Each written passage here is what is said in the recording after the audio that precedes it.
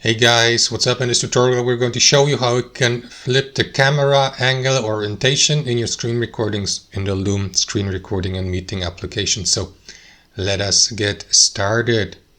So guys, as you can see, I just launched the Loom screen recording app.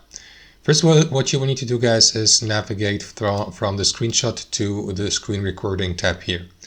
Next, what you want to do is switch, for example, from full screen options to a specific window or to a camera. And before you start recording your screen, let me just close that here, that one. Navigate to the settings by clicking into more here, choose settings.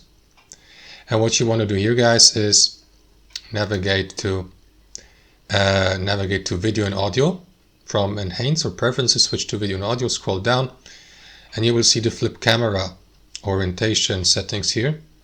So you may use that one to, flip the camera horizontally, or is it vertically? I don't know. Here while recording your screen once you have clicked into start recording.